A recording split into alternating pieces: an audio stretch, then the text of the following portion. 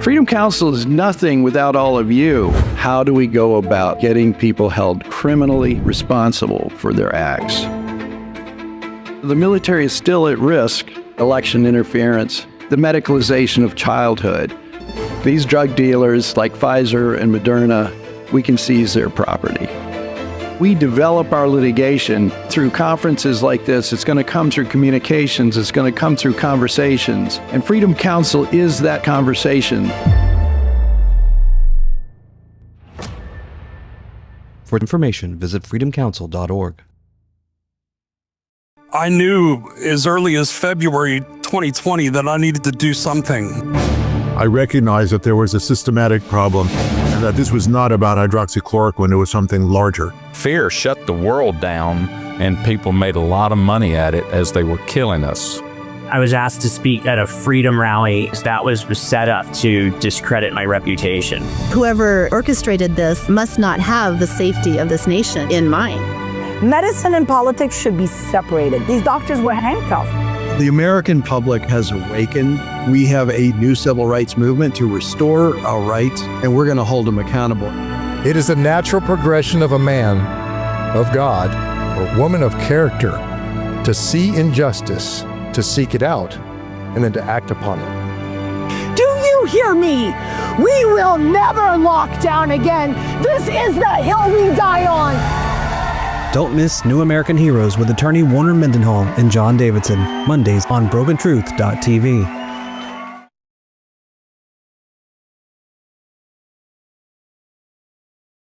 Of women of character. I know a woman of character named Jennifer Kennedy, and she's on our show today, Warner. Hi, Jennifer. Hey, everybody. Hi, John. Hi, Warner. Great to be Warner, here. can you kind of guide us into some of Jennifer's cases? Because I know I'll butcher it. Well, no, we're going to let Jennifer guide us through her cases. But, Jennifer has really been a warrior in a number of areas that have been of great importance, I think, to the public here in the United States, and has been just a leading attorney. And she just argued a great appellate argument. And let's talk about the scope of your practice. And you actually got activated again because of the COVID crisis, correct? That's right. I'm a civil litigator, and my early practice was defense litigation, and I stopped fraud in the insurance industry. So I was in insurance defense and was really happy to be able to defend brokers and carriers and insureds, people just like you, from fraudulent claims against their policies or fraudulent bad faith actions. And that felt really good. But I had 3 kids and I decided to shift my practice. And around, pre-COVID, I was generally just picking and choosing and doing whatever small projects I wanted to work on that worked with being a working mom.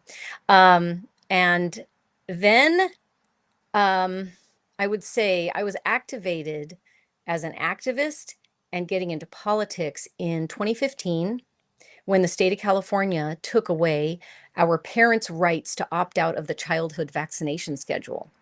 And I learned of this by accident because I had my 3rd child going into kindergarten, and suddenly I needed to look back at what do we do to enroll my child?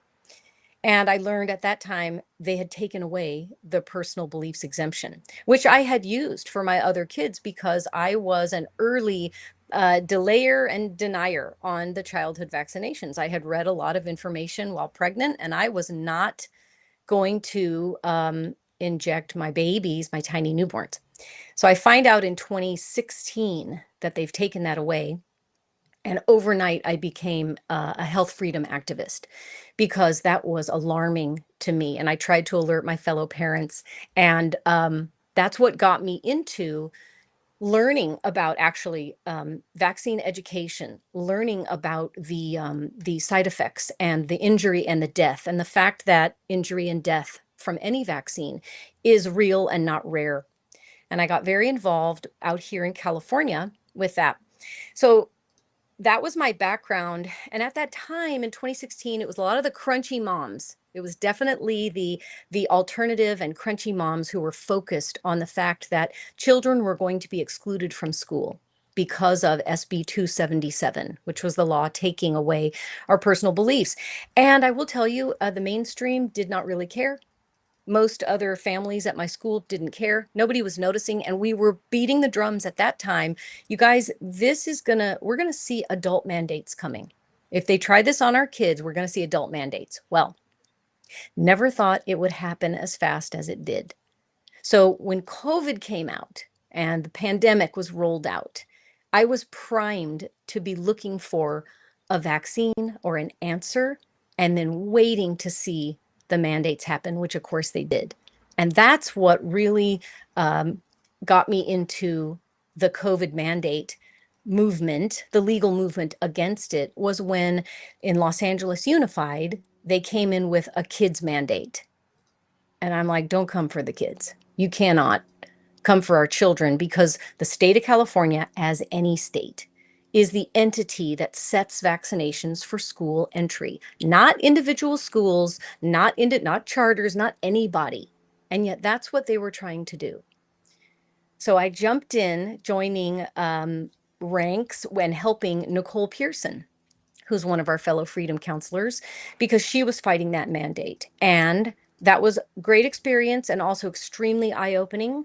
We felt we could just run in and tell the court all about how they were trying to force these vaccinations on our kids, these experimental products on our kids, merely to keep them in school. They were holding these kids hostage with that COVID shot. This was appalling. And unfortunately, in 2021, the judges didn't care. They did not see the exclusion of kids, of healthy kids from school, as a problem. They granted no emergency relief. We were in there on temporary restraining orders. Nothing was granted. And they eventually let the entire fall semester go by and the entire spring semester go by, where my Granada Hills charter students were actually kicked out of school. And only in July of 2022 did LA Unified finally get hit with the ruling that, yes, indeed, like we said back in October of 2021, your mandate was illegal. You have no power. Only the state has the power to do this, and they didn't do it. So your entire kids' mandate was illegal. That's really where I jumped completely into mandate litigation. But I'm blabbing. I mean, I could go on and on and on. And then I shifted to the adults. Yeah, well, LAUSD is really an interesting story, though. And one of the things that has been striking is the behavior of their lawyers, the lawyers on the other side. And I don't know how much you want to talk about that, but some of this is in the public record. So if we would keep it to what's in the public record, maybe, what have you seen and what has the court observed by the defense attorneys? Well, interestingly, what I can talk about that's in the public record is the fact that in the Health Freedom Defense Fund case, Health Freedom Defense Fund versus Carvalho is the case brought by Health Freedom Defense Fund and Leslie Manukian. And this was an early challenge to the LA Unified adult mandate. And what happened there was it got a dismissal in the lower court on the pleadings, a judgment on the pleadings, which is really early in litigation and very rare. It basically says, you got nothing. You have no cause of action whatsoever.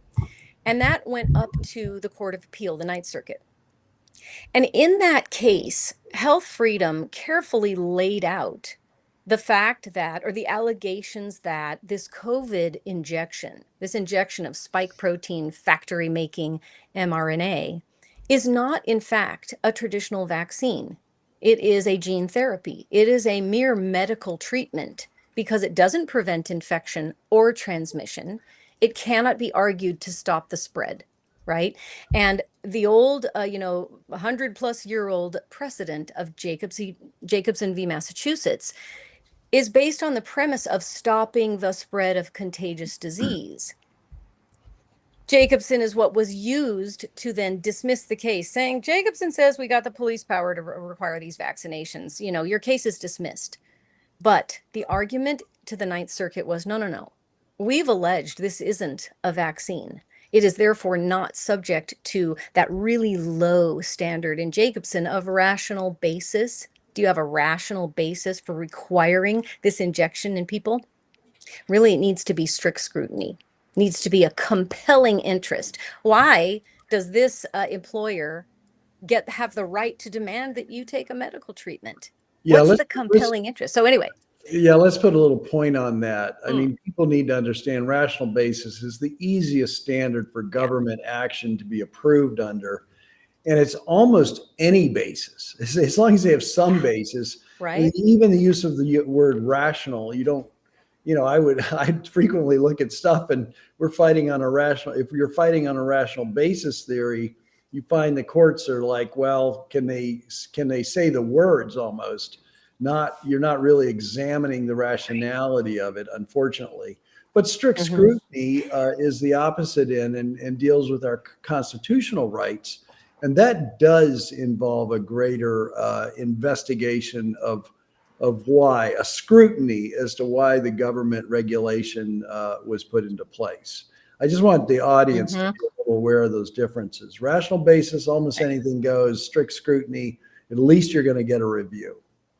Yes. Thank you, Warner. That's awesome. And that is, in fact, what they argued. This was not my case. This was Scott Street and John Howard in the Ninth Circuit arguing masterfully, writing masterfully that, listen, if we allege that this is not a vaccine, which is given this rational basis review, and we say it's a medical treatment and you've got to have this much higher review, then the court was wrong. The court below was wrong to dismiss our case. And the Ninth Circuit agreed. And they reversed that dismissal and sent it back to the trial court, which meant it was live once again. Now, here's where the defense counsel there for LAUSD, this is where it gets funny, and it shows how personalities actually affect litigation. Because when they were clearly winning, this Ninth Circuit argument was in September of 2023, and they were clearly winning because the judges were shocked to hear from defense counsel that, yeah, the mandate was still up. In 2023, it was still up. They were still demanding that current and future employees subject themselves to this mandate. And one of the judges said, wait, you're telling me that somebody who got this shot back in 2021 is considered fully vaccinated? We all know it waned. But someone in 2023, they have to get it too. What about the other guy who didn't have it? They were shocked that the mandate was still in place, and really put counsel through the ringer in that oral argument. When oral argument was over, she turned, and this is in the record, she turned and walked past John Howard and leaned over and said, "What are you going to do when we take the mandate down?" And right there, that meant, oh yeah, big deal. We're just going to moot it. We're going to end the bad behavior. And there goes your appeal. That was the implication there.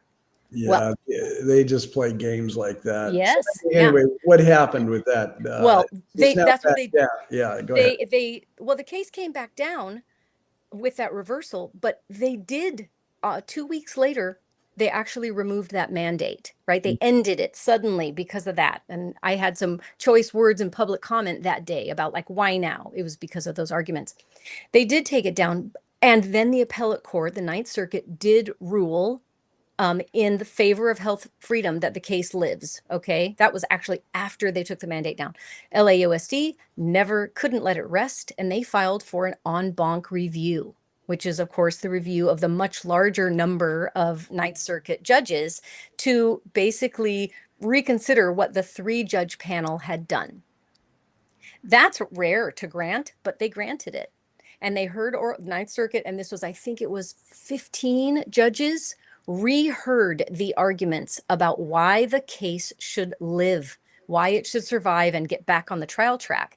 And that argument was amazing. Scott Street did an amazing job. And I think all signs, I'm going to say it out loud, I think all signs point to an affirmance of the 3-judge panel, meaning an affirmance of sending the case back to litigation. But we have not gotten that ruling yet. Jeez. We haven't seen it yet. Yeah.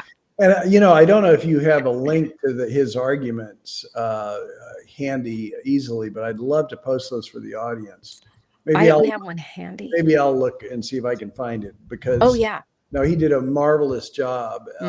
It was a masterclass. And just to explain again, initially when you file an appeal to one of these federal circuit courts of appeals, you have a 3-judge panel that hears it and makes a decision. But there is a right for either party that's on the losing end of that decision to ask for what's called an en banc review, which means every available judge will basically come in and hear the argument. And that is really going to create strong precedent if they all agree with it after an en banc review. So it's very important. And you were at the Ninth Circuit as well. I was. So the LAUSD is still pending. Tell us about your case at the Ninth. You did a marvelous argument too. I'd like to find that. Thank you. That was so many thanks to Freedom Counsel for prepping me for that. And we did a mock run through and then debriefed it. That was so helpful. This was my first appeal ever of any kind, state court or federal. The case is Peterson versus Snohomish Regional Fire and Rescue. It's the case of 8 firefighters who had religious objection to the COVID vaccine. They submitted their request for accommodation and they weren't accommodated in the slightest. And in fact, at the very last minute of the deadline by their department for vaccination, they were put on unpaid suspension. And the department worked behind the scenes with the union to make it look like this unpaid suspension was in fact this benevolent leave, a personal leave time for these firefighters, these dedicated career firefighters who'd worked all the way through the pandemic safely without the shots in their body. But because there was a mandate on the books, suddenly they were viral disease vectors. So they put these guys on unpaid suspension and then And this was meant to be indefinite, right? Up to 3 years. We know this was coercive. It was meant to be forever, basically, until you change your minds. But the department, we know, realized it had kneecapped itself. The chief admitted in deposition, well, we actually really needed them. And they brought them back to the line, to their exact same duties, the exact same safety protocols, exact duties, no limitations, no restrictions, no nothing. Kind of like the old Emily Latella Saturday Night Live, never mind. And they thought that was going to fly. Well, these men and their families suffered for those 8 months of unpaid suspension, and they had to scramble for jobs, had to scramble to feed their family. And here was the kicker, like we saw in another Washington case, where they, the unvaccinated, were excluded from their station house and from working with their coworkers. But the coworkers, when they're out on mutual aid calls, were interacting with unvaccinated firefighters from all the departments surrounding them who had accommodated their people. Further, one of our lead plaintiff, David Peterson, he had to go out and get a job. Well, he got a job with Snohomish County, being a fire investigator, and he would show up at the same scenes with his same coworkers, working side by side, only not on the department's dime. So there was incredible arbitrariness in this decision and complete lack of rationality, and also the religious discrimination, which is the failure to accommodate. Why couldn't they accommodate their guys? They had worked all that way through the pandemic with these amazing safety protocols that the department had created, and yet suddenly at the stroke of midnight on October 18th, suddenly they transmogrified into dangerous disease vectors. That's the case. So they sued, and with a different attorney, they lost at summary judgment. And as you know, summary judgment is where you've gone through discovery, you have all kinds of evidence, you now put it in front of the judge, and you ask the judge, hey, judge, listen, the evidence totally shows that for the defendants, that our defense prevails. There is nothing, there's no issue of fact that a fact finder, the jury, needs to hear. You can just call it right now and kick this and grant summary judgment, which means take away their right to trial. They lost at summary judgment. They lost their right to trial. Now, again, this is Washington. I'm in California. What am I doing representing these guys? I was following lead plaintiff's wife is super active on Instagram at Mrs. Lauren Marie. And I follow all the cops and fire cases across the nation. And I could see, I'm like, oh my gosh, they lost at summary judgment. Who's going to appeal this? And I did not see any appeal happening. So I contacted Lauren and said, what's happening up there. She's like, we don't have anybody to appeal. Again, I've never done an appeal in my life. And I'm like, if no one does it, if you don't get anybody to come in, I'll come in, I'll file that notice of appeal. And then we'll get a foot in the door in the Ninth Circuit and we'll see what we do next. What happened? I took the case.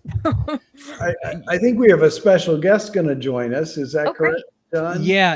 I was going to say, I'm glad that you guys have patience with this judicial system. Is it or Brook? legal Is she system. on? Yeah, because when you talk about all the wizard spells that you guys have to cast just to present the horrors that have been occurring to a judge, that's a nightmare, and nobody knows that nightmare like Brook Jackson, who's in the room now with us. Hey, Brook Jackson. Hey, with Brook. messy hair, no makeup, and I really don't care. Me either, girl. It's okay. And I'm on my porch. So hi, Jennifer. How are you? I'm great, Brooke. Good to see you. Good to see you too. Hey, Warner. Hey there. And you guys, I know this is supposed to be. This is Brooke. This is your show. No, I mean, I loved just hearing your little what I was able to kind of come in on. It has been a wild ride for me, I'm sure, and one of the things I think we need to do is keep talking about it because we reach new people every day, people that don't know. That's right. So it's important. One of the things that I'd like to say, Jennifer, started talking about when her litigation began. These cases, some have been pending since 2020, 2021. We are still deep in the fight. 4 or 5 years later, 4 or 5 years down the line. And one of the issues with that is that the defense is essentially exhausting. Plaintiffs don't have institutional funds or corporate funds for these lawsuits. And we've experienced this among our freedom counselors. It's a very hard road to go down. And Brooke, you certainly have been down it. And Brooke, you've given, I don't know, hundreds of interviews, I think. But one of the things that I'd like to focus on is a little different than your story that you traditionally tell.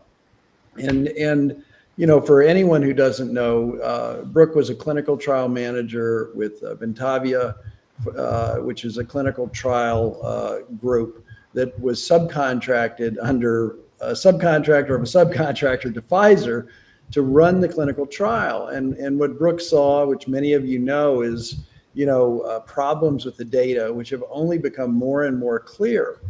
But one of the things that I'm interested in, Brooke, is if, to the extent you're willing to talk about it, this has come at great personal sacrifice to you.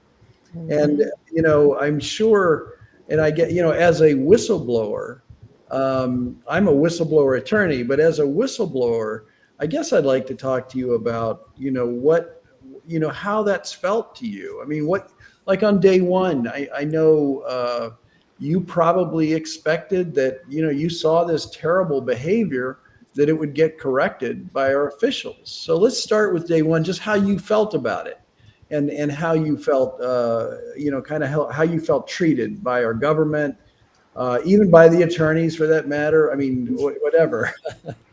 I guess it depends on the day and the mood, Warner, because you and I, we've kind of talked about this before, and John and I, spoke about this last night, and I'm in a pretty good mood today. So I guess I'll try to tell you as positively as I can. I still have faith in the judiciary and the judicial system and justice, and that, we're going to see some accountability at some point. I don't know when that's going to happen, and I certainly expected it a lot sooner. But when you have cases, I know that have gone on for decades or more. And I thought when I filed this lawsuit that it was so important that Pfizer and the FDA know about the problems that I was seeing in their clinical trial. I thought that they would want to hear them, and whatever their reasons were. They just were not interested in correcting the issues. And, I just felt this ethical obligation and responsibility to file this lawsuit. I knew that they were funding their experiment on our, using our taxpayer dollars. So if their product was approved based on falsified and fabricated data, I wanted a refund for the American people. Yeah. Great. And I saw how quickly investigations can spin up in Washington. And I thought, again, for sure, this is going to be one of those investigations that open and ends quickly. And that was surely a surprise when, instead of investigating and, holding Pfizer responsible for fraudulent clinical trials, they just kicked the can down the road. And that was truly a shock, and still is. I will always encourage people to come forward if they have information, but looking back, 5 years, I don't know that I necessarily would have filed this particular lawsuit. I would have tried to, I'm a person that likes to think outside of the box, and maybe we could have found a different pathway. I don't know, but it's been shocking and heartbreaking and a million other emotions. It leads for me a crisis of confidence in the systems that we thought were there. Like I thought when COVID started, like, okay, bad things are happening. Yeah. I know that there's a lot of corruption in this country, and everybody's running a scam half the time. But I thought that in a crunch moment, that people would do the right thing, that they would step up and not be afraid, because this was either a biological attack or some sort of disaster that we need to shield ourselves from. But instead of that, it was like the scams went into overdrive. And it was like, traditional scams, but now on crack cocaine.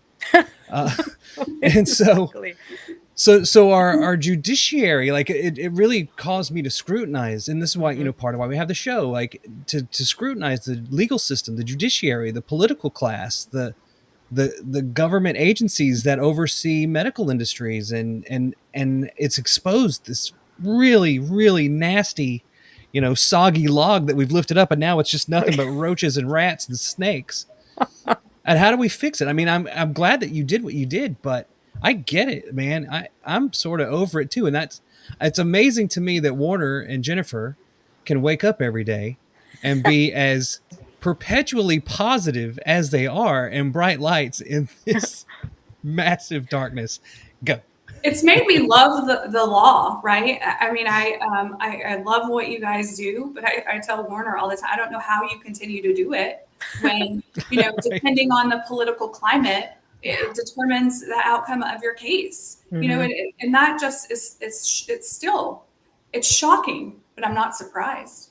It is shocking. And I want to piggyback on that, finding out, for example, again, very naive in early COVID when they were hitting the kids with the mandate. And 2 of our charter schools out here were trying to mandate it. They did mandate it for their kids, and they were excluding the kids from school. And on the first day of school, they were, of course, Granada Hills Charter and New West Charter. And on the first day of school, New West went viral at this time for some of the girls who were unvaccinated. They were led to believe that they had filed a medical exemption, and while it was pending, they would, of course, be allowed to go to school while that exemption request was pending. They showed up in good faith to start school. These are freshmen, sophomores, juniors, seniors. And they were held back out of school. They were roped off with yellow police tape in front of the school. The principal literally treated them like lepers that they had to be shielded from. They were blocked entry to the school. It was so dramatic and awful. And so they called the police. Well, actually, the principal called the police on them. And the police were supposed to come and escort them. Well, this was awful, right? Absolutely terrible. Very soon thereafter, there was a motion. They had an attorney at the time, and they ran into Santa Monica Superior Court to get a TRO, a temporary restraining order, to say, stop this exclusion of these girls from school and look at what they just did to them. Look at this appalling treatment of children. And the woman judge couldn't care less.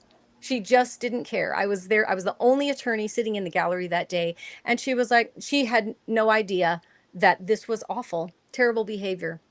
And she's like, I don't even think I'm going to grant this, they blah, blah, blah. And she goes, and by the way, this sounds an awful lot like the LA case. I think we need to combine it with the LA case.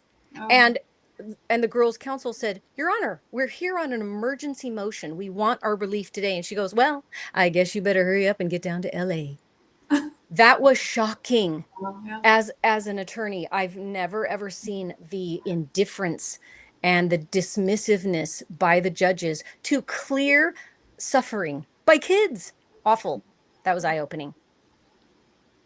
I just wonder, how awful for them, right, to have to experience that. But I wonder if having gone through that experience breaks the cycle for them, whatever that means. Because for me and everything that I've been through and everything I've learned from, our medicines and how, depending on who you are and who's in office and, what the product is, fraud can have everything to do with the approval process. It doesn't matter if the product is safe or effective. There's all these other things that matter, to what we put in our foods, to what we're teaching our children in school. I mean, COVID opened like this box for me that,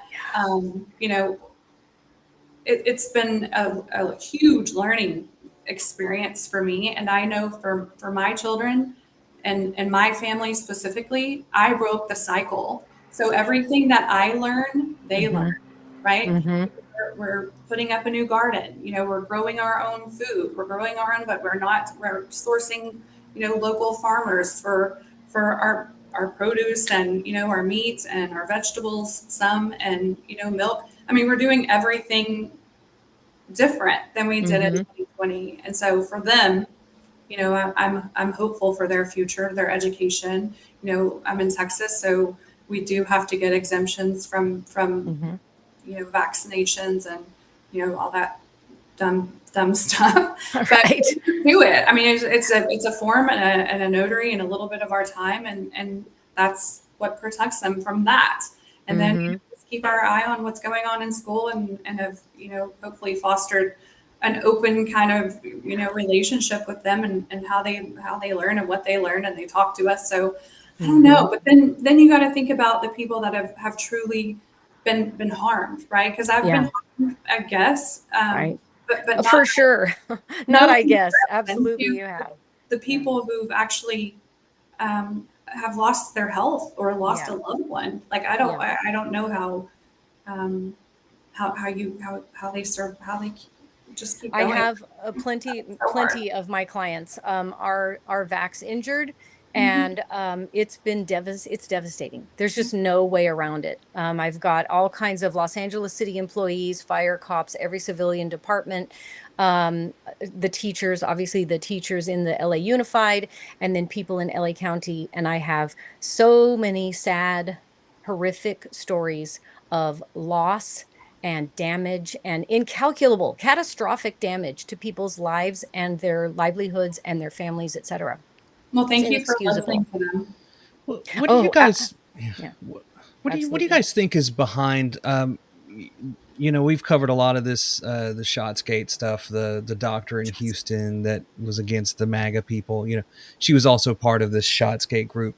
The doctors, the politicians, the ones that go online and they toe this gaslighting stance about vaccine injuries. Which should concern every medical doctor, but instead is like this polarizing thing.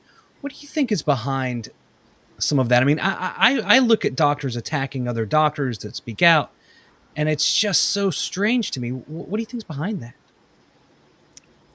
There's always money. I always think there's money.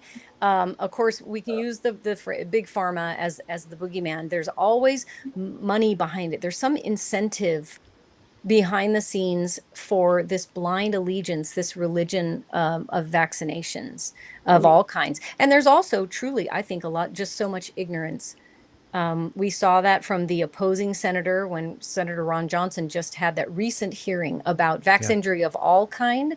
And then the opposing senator was just parroting all of the things we know are not true. But he seemed to believe them. People still, I call this the butt polio crowd, but polio. They're focused on that what they learned back in the past was that vaccines are God's gift to mankind or something, and they can't let go of it. They just can't. There's something to do with that willful ignorance, but I don't know why they don't listen to the information we have to provide and change their mindset. It's $1 million question, John. I mean, there may be $1 million behind it. That's right. Billions. There's a lot more than that. Right. It's just, it's money, it's control, it's power. We all know that the whole, again, getting into the vaccine passport, the control of the population. Let's see what they will do. Let's see how hard they push back or if they don't. And sadly, so many did not push back. I just wonder why we don't push back harder.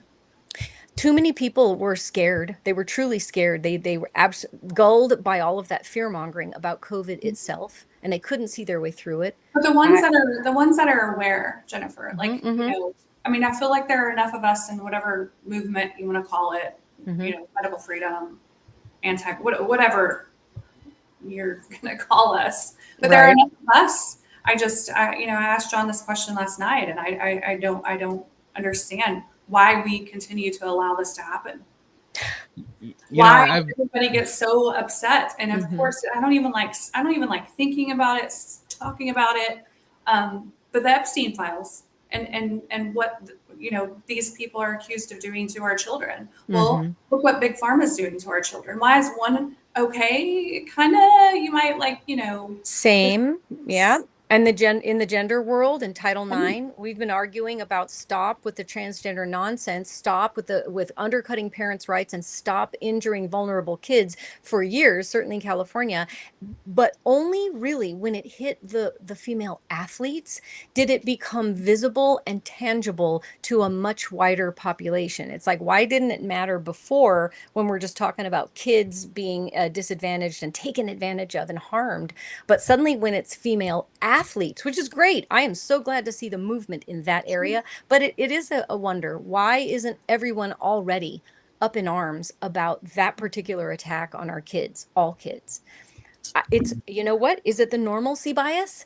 I call this normalcy bias. People want to live their normal lives. They want to go about their normal, regular lives and not have to think about, is there some larger force that's against me?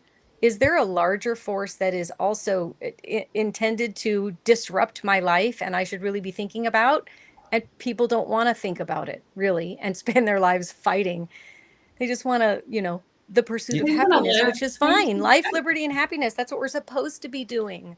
This Obama scandal has identified, I think, one part of the problem, which was the news media has been hijacked and taken over. Yep. And how did that happen? You know, I think you had cancel culture that would go after anyone that advertised on a platform that reported something that was negative to Obama. Then you'd had journalists inside embedded that were putting out propaganda, hit pieces, whichever direction that they needed to push to support this intelligence agency disinformation. And then you lose your advertisers. And once you lose your advertisers, then the networks swing the way that the money's coming. And that's why everything's pharma-based now. And they can't report it because that's where a big chunk of their money comes from. Yeah. And so my favorite kind of just compilation of videos was the one about Pfizer. And at the very end, it says something like the royal wedding brought to you by Pfizer. I was like, wow, they have their hooks in everything, don't they? Everything. Yeah. We have to get, you know, I was asked this morning by a businessman, how can I help you? And I'm like, you know what? We have to get advertisers back. We have to get American-based advertisers to start advertising with independent media and even major media, because it's going to bring them back towards the center, hopefully. But, you know, it's interesting now that the USAID money is gone. That I think a lot of that money was used to astroturf local news stations and local newspapers across the country that seemed like they were actually local, but what they really were DNC puppets pretending to be newspapers, and then the regular newspapers swung with them because they were the only ones getting advertisers. And it's interesting because you'll have very successful companies that don't advertise with anybody, and they think that the advertising dollar is just about a return on investment or clicks per view or whatever. But what it really is supporting the heralds of the modern age. And if they don't do it, we all suffer. And I think we've seen what happens when we don't have a robust media. And we've got bloggers and podcasters, but Charlie Kirk can't do everything. Right. And Right. like I get no advertisers. The movie got no visible advertiser support when I made it. But it should be the opposite. They should be competing for placement. And how do we get the country back? I mean, it seems like the USAID stuff is happening, and maybe this is what's going on in the government right now under the new administration. But I don't know. What do you guys think? Wow, that another $1 million question, John. I wish that I could get paid $1 million for these questions. Right. Right. I have a curiosity though in Brook's case in particular, and Brook has done hundreds. I don't know how many interviews you've done, Brook, but hundreds, right? I know, but you would think it was my first one because my armpits will not stop sweating. Well, I get so nervous when I do interviews. It's just gross. You do a great job, of course. You're a sweet girl. No, what was your question? I don't know how many. That's funny. John was talking about the mainstream. There's never been. Well, never. There's only been one what I would consider mainstream media personality that's ever contacted me to talk about my lawsuit against Pfizer, and that was Jesse Waters on Fox. And I actually declined his interview because I feel like I was in a point with this case where I felt, I've reached out to all of the networks. I sent emails. I probably wrote letters and sent faxes. Might have even I just social media. I contacted everybody that I could think of when this case became unsealed, just to let them know, hey, Pfizer cheated in their clinical trials, and I'd like our money back, and I'd like you guys to know about this and cover it, because this isn't the first time that Pfizer's been caught, cheating and stealing taxpayer dollars. And so, but I was at a point where I knew that I'd reached out to him a year plus prior to him reaching out to me, and he ignored me for all that time. When it was, I understand, and you got to find the grace in your heart to for some people, they were afraid to lose their jobs and come forward, and yada yada yada. But I just felt like you had an opportunity to interview me a year ago, and you chose not to, or your network chose not to. And now I'd really just like to give my time to the independent journalists who maybe have lost their jobs due to a mandate, or just like covering this sensitive topics, and I'd rather give my time to them. And so I declined the interview. I kind of regret that now, because maybe I could have reached more people, but I haven't stopped talking. And you could always reach out again.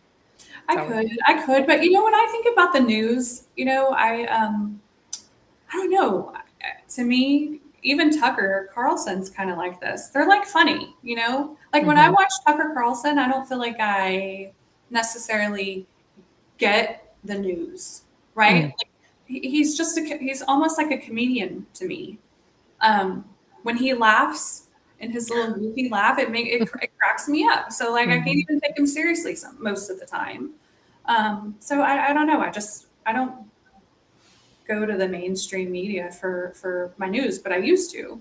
As a business mom, I had to come home and get the kids and homework and dinner and laundry and be a wife, and then get to practice. And so I get that there are still people out there that don't know what's going on. Absolutely. And that's why this show, I think, is going to be great if we can continue to focus on your case, all the various cases that are happening, because I think many people who have moved on from COVID, it's over for them. Pandemic is over. They're not really thinking about it.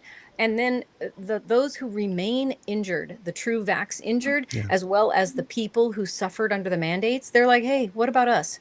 We are still, I mean, I was just talking to my friend who's a police officer fired, Jonathan Cruz, fired by the city of Hermosa Beach for no good reason after his religious exemption was denied. Why? Because he wasn't religious enough. That's what city of Hermosa Beach said. They pulled this veteran, he's a U.S. Marine and a longtime police officer, and they pulled him out of his job. He is still suffering. You cannot just lateral into another law enforcement job. And so there's a lot of quiet desperation going on still in this undercurrent. And then we litigators are out here under the surface, paddling furiously with all these cases. But we need more eyes on the fact that this battle is still going on. You keep hearing the past tense talking about, well, back in COVID, this is what was happening and this is what they did back then. It's like, it's still going on. We see it in the decisions by our judges. You still see, why am I still arguing in court that we shouldn't hold jobs or educations hostage to an irreversible invasive medical procedure? Why is that even a thing anymore? Why are we arguing these tiny ticky-tack things about did you get notice or did you blah, blah, legal facts, whatever? Why? There should be, and here's the thing. Some people are getting justice and some are not. And it's depending upon maybe the attorney. It's depending upon maybe a deadline they missed. It's depending upon their own knowledge. That is so inconsistent. Everyone suffered across the board. There needs to be a blanket statement that, yeah, this is wrong. Totally wrong. All of it was wrong. Yeah, I think in our litigation, I mean, we see that just among our clients, some are able to be successful. It just depends on the judge and the situation. And then others, you're doing an identical argument and you're losing. So it is very, very frustrating. And in Brook's case, I mean, right now we are at a key point in the case. And, one of the most disappointing things for me right now is the administration needs to change its position. It has not changed. On paper. On paper, it is the same position the Biden administration took in Brook's case. Warner, back up for a second. Tell the readers again, Brook is the Pfizer whistleblower, and the case is for accountability, but tell us where it is. It's a simple case in a sense. I mean, there was the data underlying all the mandates, everything we're doing is unreliable data. There were biases in the data. There was biases in the analysis. I mean, I can go into tons of different details that show that, but there's been some great people who have helped review that data and show us where those are. I mean, I'm no scientist, I'm no statistician, but there's just some remarkable work that's been done. And I'm going to say this, I'll get back to the case in a minute, but I do want to make this point since I'm on this. One of the things that Brook did by standing up is that she attracted many, many, many people who were curious about the case and then went on to independently and pro bono for free, did research and spent thousands of hours digging in to find out what the core truths were. And so I think that, Brook standing up, helped to attract people to it, helped to get some analysis done that would not have happened unless she had stood up. But that said, I think all of that research has proven her case over and over and again in many, many different ways now, and is now available to us and is available to the federal government, even more than it was on day one. Yet this case, the federal government opposed us at the district court level and got the case dismissed. And now we're on appeal at the Fifth Circuit Court of Appeals. And the appellee is the U.S. federal government that we're having to fight to get recognition for this case and this cause of action. And it's the same argument, like I said, under the old DOJ as the new DOJ. And I literally don't understand it. Technically speaking, the way the Department of Justice thinks about this is their client is HHS. Their client is Bobby Kennedy. And, I really wish I knew what the conversations were like in the background, because I know Bobby knows about the clinical trial fraud. I know he knows this is a problem. Why isn't he instructing his lawyers to correct this? And it should be done immediately. Change the position. Give us a chance to reveal what happened in these clinical trials. Warner, will you remind the audience what the reasons are that they're seeking to dismiss the case? Well, the simplest one is that, that this case is actually contrary to the public health policy of the United States. So the allegations are about clinical trial fraud. This isn't a vaccine war, okay? It's not vaccines are good, vaccines are bad. Right. This is fraud going to be allowed near our drug approval process? Yes or no? Because we've proven that. And the DOJ, go ahead, Warner, sorry. Well, the DOJ is basically allowing clinical trial fraud to continue in this case unaddressed. I think that's a great point, Brook. Let's get away from vaccines altogether. Let's look at clinical trials. And it's not just this one, by the way. I mean, the clinical trial process is in our country, I hate to say it, completely deteriorated and is in real trouble. And anything that's coming out now, I mean, I'm going to be looking sideways at every clinical trial that comes out from here on out. Right.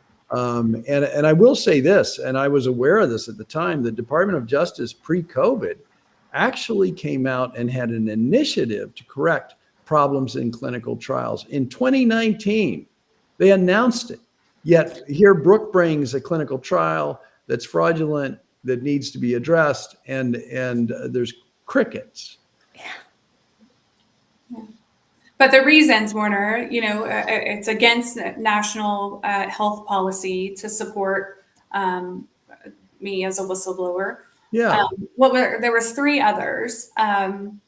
We cannot burden HHS, so it would be a burden to bring a case against Pfizer, FDA.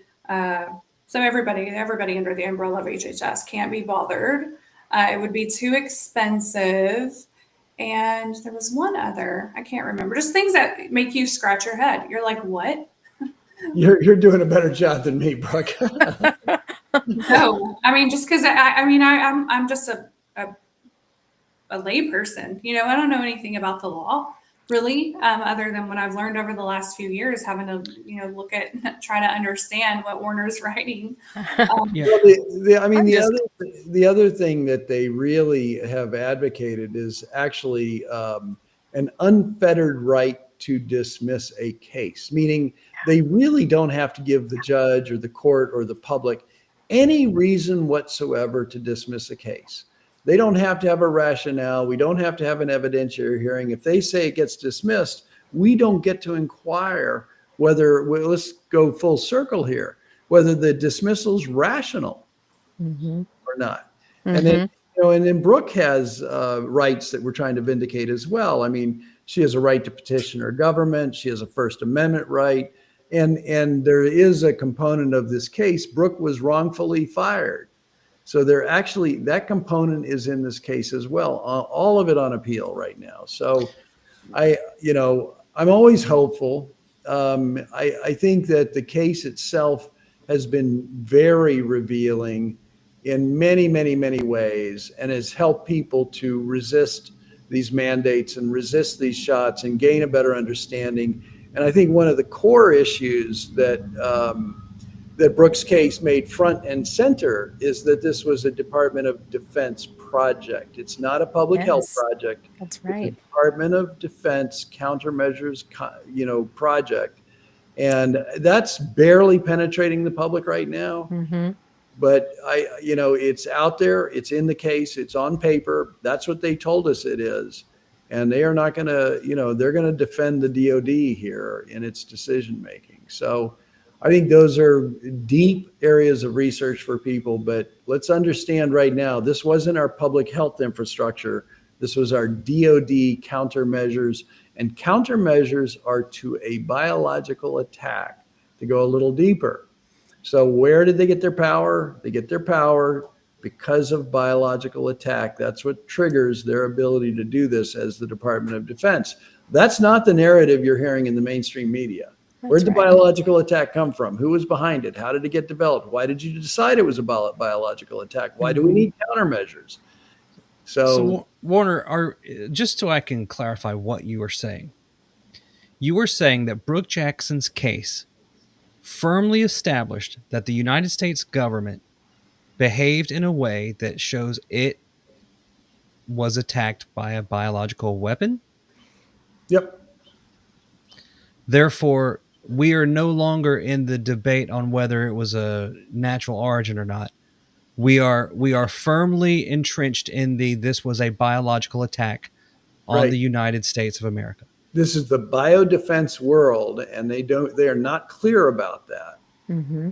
And they haven't been from the beginning. And I think they should, my view is our public can take it, but you've got to level with them. You got to give them the facts. You got to tell them what's happening and where do these powers come from. And anyone who looks at where the powers to do what was done comes from goes right back to Department of Defense. Which, now this leads back into, if this was a biological attack, is it possible that all of the censorship and all of the what we perceive to be political was actually a smokescreen for media control initiated by a Department of Defense response to a biological attack? In which case, an attack from whom or by whom? Well, and what was the weapon? Another. Do we think it was COVID or something else? And is the killer inside the house? Yeah. Is it ongoing? What are the rules according to the DOD's biological defense system for declaring the end of the attack? There's no book of secrets anywhere, John. They're made up as they go. But do you know what I mean? Like if this is DOD and the protocol that they've established is that this is how they behave during a biological attack, what is that protocol? How does it declare an end? When do we know it's over? Well, I mean, it is. Event 201 tell us? What's that? Event 201, wasn't that like the precursor, the practice? Yeah. So doesn't it have an ending? I don't know. Isn't there a manual? Surely that's maybe it's in the index. And everyone should look at Event 201 and what happened there. I mean, they did plan for how to deal with the news media. It's very. I actually think that we should, and I'm not even really kidding, that we should get sheriffs across the nation and we should war game Event 420. Which is the rounding up of media officials who participated in the lie, the doctors that were doing this evil research, the billionaire sponsors of the mandates, and all the people that worked against the United States and our freedoms. I would like to see a simulation where we actively review on how do you begin mass arrests of people. For example, let's say you are a wealthy billionaire, unnamed, in a city like, I don't know, Seattle. If you were going to raid a, say, 1,000-acre estate owned by a random, completely, just pie in the sky, I'm just throwing out ideas. Let's say the name is Will. Right.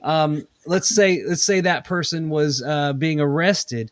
You'd want to war game out exactly what kind of defense systems that person would have. Would they try to flee? Would they try to get out on a helicopter?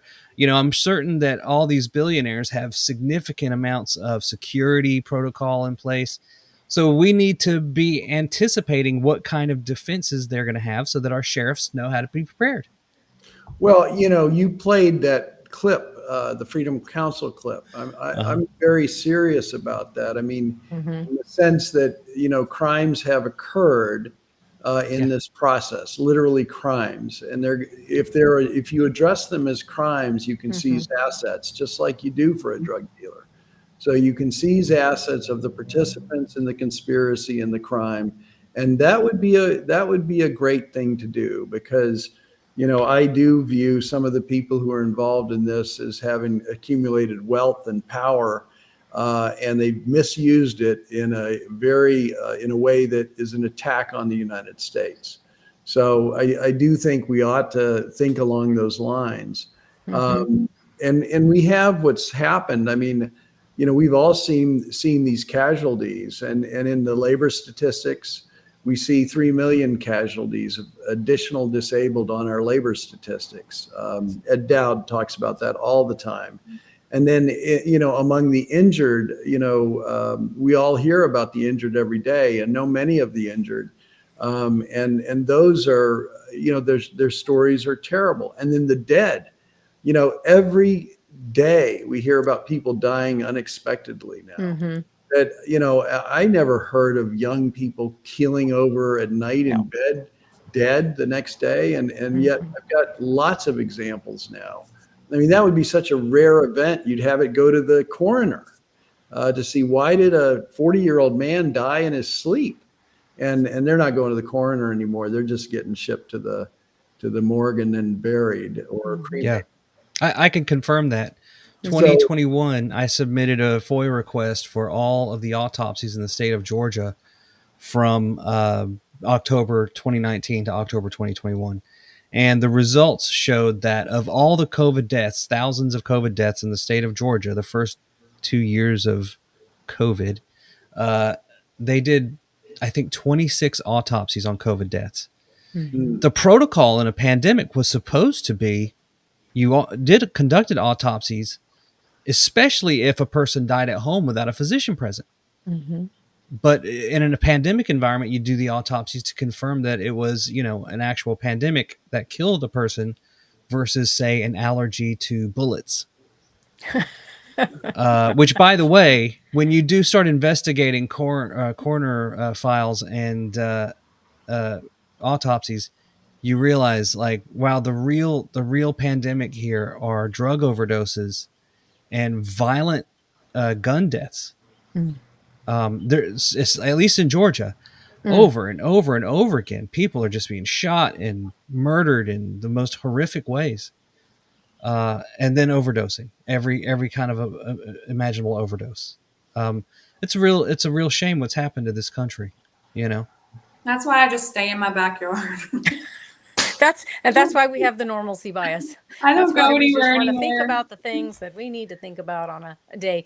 Warner, you mentioned the word crime, and I know that many of our listeners, it comes to mind that this whole bioweapon, all of it, was a crime against humanity. That's what we saw with the pushing of these shots and the force, the coercion that made many, many people have to take it when they thought they didn't. And I want to also emphasize the fact that here's the crime, that this was always an EUA, an emergency use authorized product, which meant that it was classified as an investigational drug, not licensed for any legal indication, including not licensed for use as a vaccine. Under our federal statute, the EUA statute says you must always have voluntary participation. You can never attach a penalty. And so every mandator that attached a penalty to your right to say no to the shot, every person and entity who did that was really usurping the authority of the federal government, the HHS secretary. And every judge who dismisses a case is basically condoning that undermining of the HHS, and the judiciary is undermining our executive branch. That's another thing that is That's a great point. an percolating undercurrent under all these cases, is that everyone always had the right to just say no.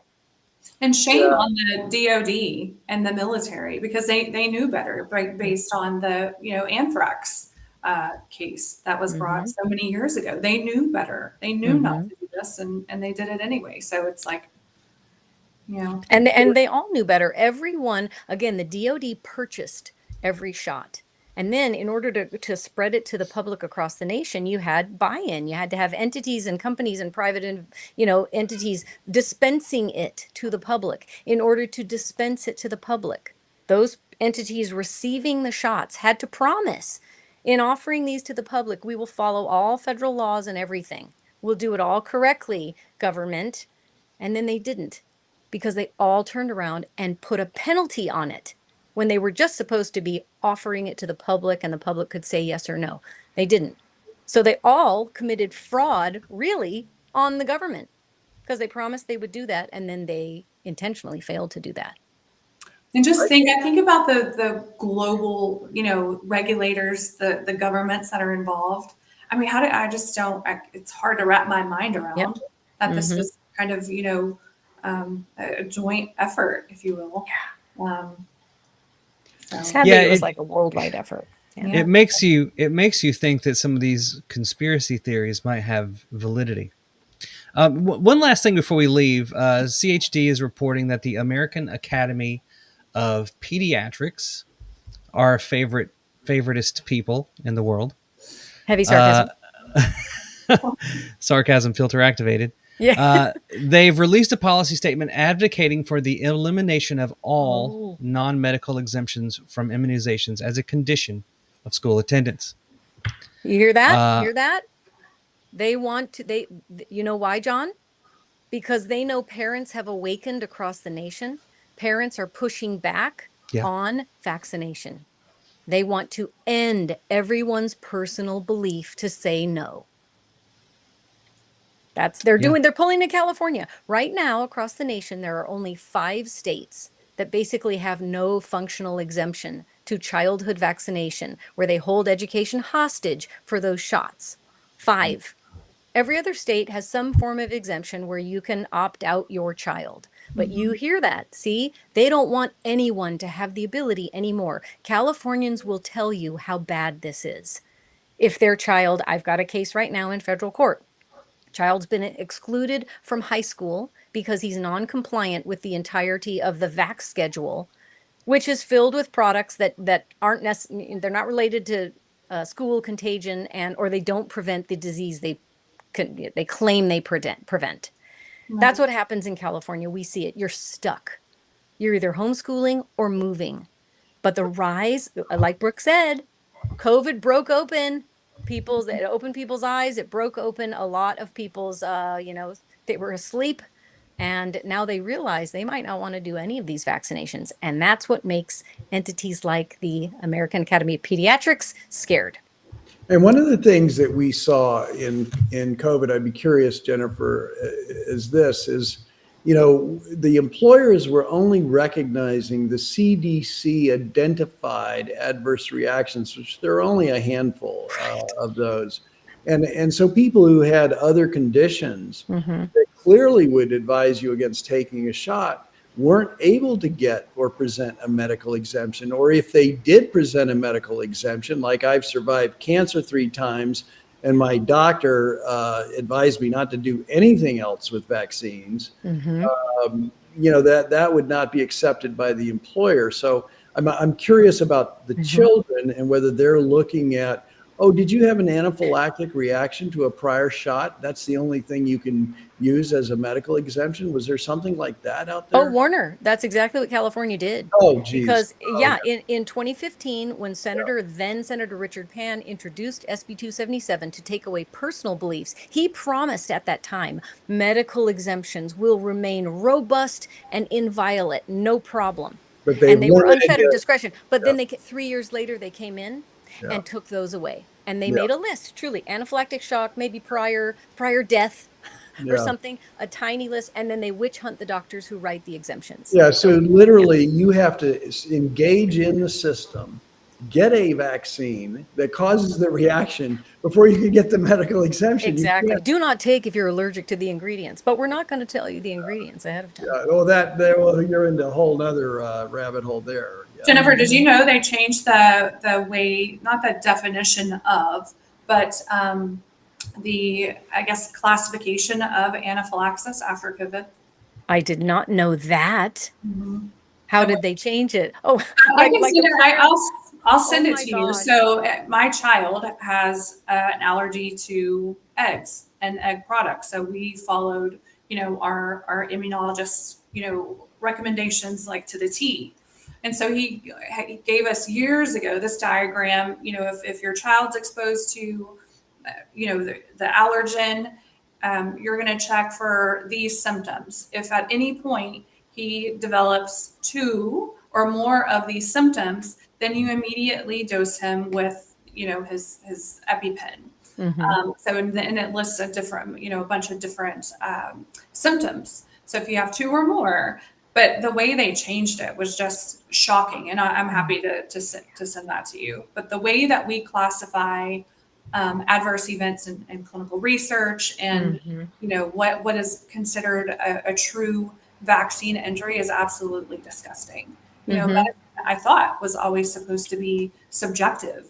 And that's okay, but I saw a lot of things change in the way that research is handled, the way that medicine is handled, and that was just one of them. That the anaphylaxis was really shocking because we saw that in the clinical trial for Pfizer, and I think looking back at the way the trial was designed, I think we probably missed. I know that we missed a lot of those anaphylactic cases because the way that data was being collected and the inexperience of the people that they had running these trials. So I think it's a problem. Yeah. Do you Same guys- with changing the definition of vaccine. Oh, Same absolutely. thing. We see I need it. to write myself It's starting with that. Yeah. So I'll send that to you.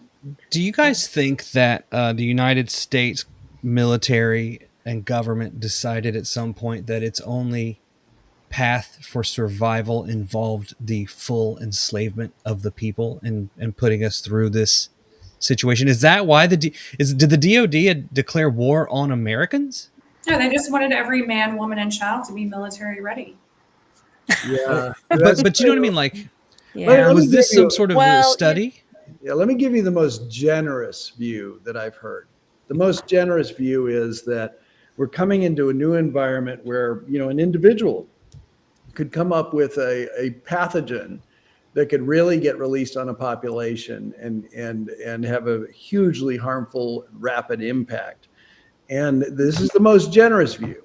So the only way that we can respond to the new biological threat environment is to have a process that can really occur overnight, where you can generate a vaccine almost overnight through the computer codes, et cetera, just like they did here. And the mRNA technology gives you that ability to tweak and respond almost immediately. But, we've seen, and from a military point of view, remember, having a few million casualties for the military is not a big deal, right? They're considered casualties of war. So if we've got 3 million disabled and 1 million dead from this, well, we saved the rest of them. I'm just trying to give you the most generous, story about it that I've heard, and that also begs the question of how damaging, dangerous, and deadly, all the constituent parts of the vaccine injection are. Right.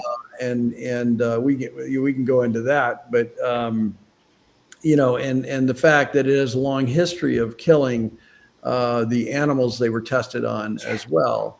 So they're killing us now. But that's considered the cost of war. But it's not, that's why I keep saying that's a different way of thinking about it. It's a different way of thinking about casualties. Because remember, in the 70s, the old story, the swine flu, you got 50 dead, we're pulling it. Done. Yeah, done. We've got tens of thousands of acknowledged dead, and probably more like at least hundreds of thousands dead from the shot. And yet it's not pulled, it's still on the market. Or when you look at products liability, when you have, 10 children who have the tip of their finger, snipped off because of a stroller that closes wrong, that stroller's done. It's gone, out, recalled. We'll pay you for a new one. But this, you have children who die and it's not pulled. And you have doctors still recommending it. LA County is still recommending this for pregnant women and children and saying the babies at 6 months old need to have it. LA County's website is full of fraud, if you ask me, and lies about this shot. Still. Yeah. Well, I didn't Sounds like expect that. anybody to start doing. Yeah, no, nobody's smart in LA County except for you, but not in the. I didn't expect much to begin with. Ladies and gentlemen, Right? I sorry, I know, John, you were trying to close out, but I think anytime that I feel like I'm at a point where I just don't want to do this anymore, I don't want to think about COVID. I don't want to, deal with the government anymore. Something happens. Like, I don't know what it is. I'm not a super spiritual person, but I'm always, every time that this has happened, I'm approached by somebody who's been affected, through losing their job, or someone who's lost their child, or somebody who is injured every single time. So there's no getting out of this for me, because, I just can't stop talking about it. There are people out there who've lost everything. And for me as a mother, when I've watched grown men cry, and the screams I know that we've heard from people who've lost their children, I just cannot get it. I cannot get it out of my mind. And I know that these politicians know about the problems, and so it's kind of become like a life goal. I don't know if I'll ever reach it, but I can take some kind of comfort in knowing that I stopped it for my kids, and they're not going to have to ever go through that possibility again. So thank you, Brooke. yeah, I'm grateful for all you guys. All right, I want to close out with one thing. I'm starting to emphasize this every chance I get, but this government, whatever it thinks of Brooke's case and our work as her attorneys or whatever, they have got to acknowledge the vaccine injured and get a program in place to help them, because we know the damage has been done. We can't leave these casualties on the field suffering without any support. And I think that's where we are. I would like to, I'll close out my part with that. It's just appalling, the years that we've been talking about this, and it has not been addressed effectively at all at state or federal levels. And I'd like to see a state step up and start having some little program. And let's also get a research program. What's the damage that's been done? We need clinics and centers to study what has happened. What is this stuff doing? And that is the bare minimum that our governments ought to be doing to help the millions of people who need this help. Agreed. They owe it to us.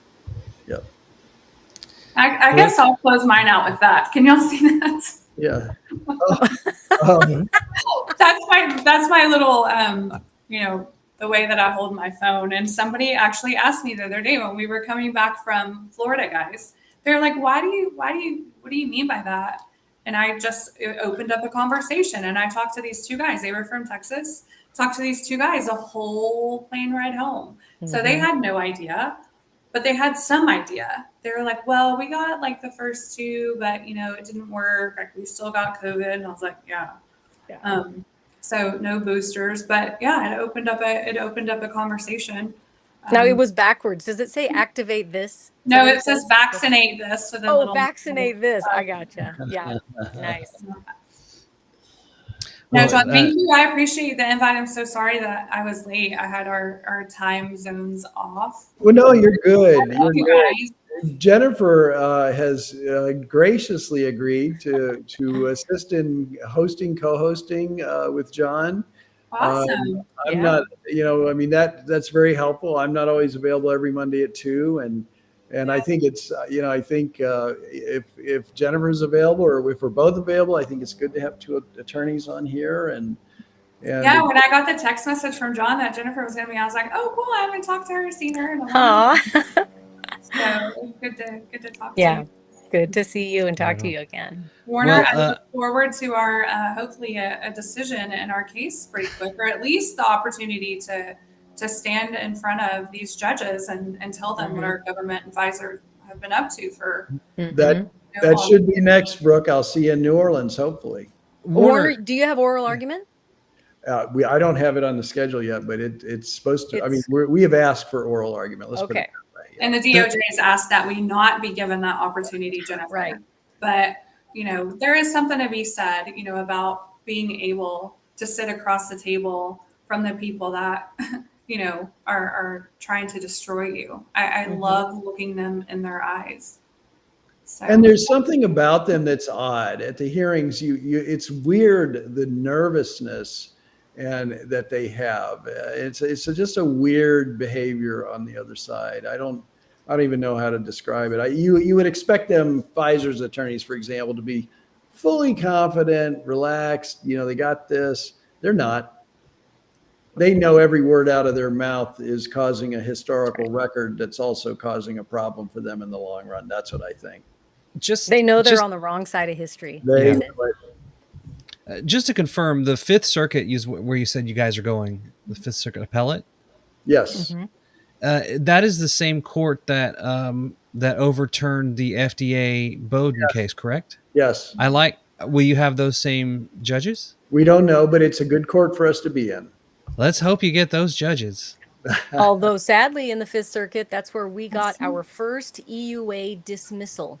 Yeah. With the 3-judge panel saying that was an FDA-approved vaccine, and who has the right to deny one anyway? So, got a Supreme Court petition on that one. Complete unawareness of the fact. Yes. Well, let's hope it works out. And until then, ladies and gentlemen, thank you all for coming up today. And Warner, I'll see you next Monday. All right. Thanks you all. Bye, everybody. Take care, guys. Bye. Bye, everybody. Bye, Warner. It's horrible what they did. Throw people in jail without first convicting them of a crime. If you fight us, you're looking at 20 years. You just sign this piece of paper, you can go home tomorrow. I was in the next 72 hours locked in a bathroom. I was a vendor selling BitClub computer equipment that mined 92,000 Bitcoins, 500,000 Ethereum. That's $10 billion today. You take in 700 million and you pay back 10 billion. Everybody gets rich.